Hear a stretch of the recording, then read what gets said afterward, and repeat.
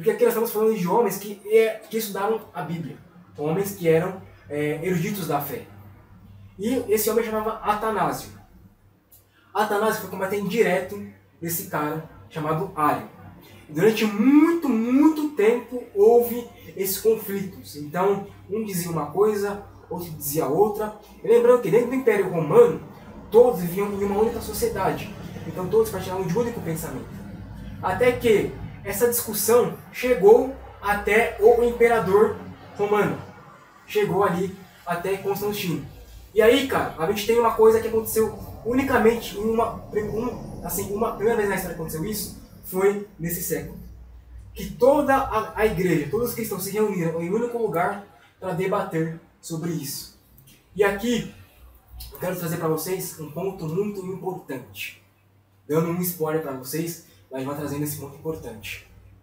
O Evangelho, sim, tem que ser formado de doutrinas sistemáticas, de doutrinas onde nós pegamos e analisamos a Bíblia. Por quê? Porque é através do estudo da palavra de Deus que nós vamos combater os falsos ensinos. Porque não dá meramente para viver uma vida cristã sem ter conhecimento da palavra. E aqui no concílio, o primeiro concílio, o concílio de Niceia, é onde se inicia o primeiro debate cristão da história. Onde nós temos um falso profeta dizendo que Cristo não é Deus e um homem chamado Atanásio defendendo o Evangelho de Jesus Cristo.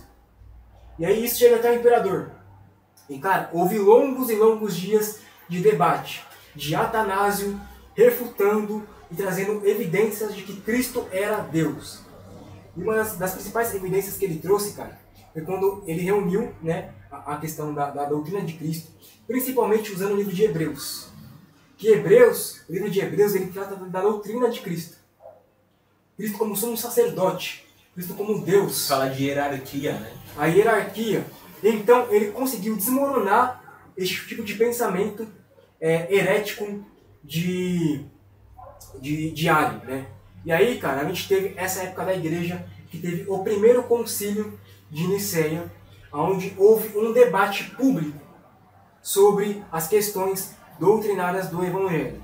Porque, veja bem, se você não tem doutrina, você não tem disciplina. Se você não tem disciplina, você não tem ensinamentos. E a Bíblia, querendo ou não, nós não conseguimos lembrar de tudo ou colocar tudo na nossa cabeça.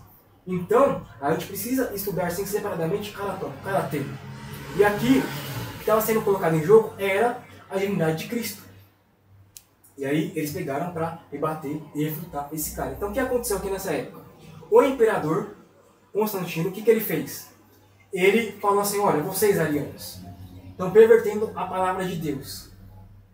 E vocês estão expulsos da comunhão aqui com o clero, ou seja, com os teólogos que realmente defendem a palavra de Deus. E eu não quero mais saber disso aqui. O que acontece? Esses caras, eles saem do meio, né, dali do palácio, só que eles continuam morando ali na região. Eles continuam disseminando esse tipo de evangelho. E aí, cara, a gente tem uma história muito importante que, durante a história da igreja, do Império Romano, a igreja ela meio que foi dividida. O Império Romano ele foi dividido. Por quê? O Império Romano sofreu muitas perseguições dos bárbaros. Por quê? Como eu te falei, começou a entrar muitas doutrinas que não eram a sã doutrina. E claro, muitas pessoas se revoltaram contra aquilo, principalmente contra os imperadores da época. E falou, não dá pra continuar assim. Ou o cristianismo é só Cristo, porque não dá pra ficar Estado e religião junto. Então a gente tem que separar isso aí. Então, João, se o Estado vai legislar a lei, isso vai fazer com que tudo que é dito pelo imperador e pelo clero se torne verdade. Sim, de fato. Porque eles têm o poder nas mãos. Só que muitos cristãos não estão concordando com aquilo. Para eles, eles tinham que voltar à raiz do evangelho puro e simples. E aí o que aconteceu? Esses cristãos eram chamados de bárbaros. E aí o que aconteceu? Houve uma divisão do Império Romano, tanto no Ocidente como no Oriente. Galera, muito obrigado por assistir mais um corte aqui no nosso canal principal. Não esquece que nós temos um canal de corte onde tem todos os cortes de todos os nossos podcasts lá, hein? E mais, todas as nossas redes sociais estão aqui no nosso QR Code, aqui embaixo. Então clica lá e é isso. Valeu. Galera!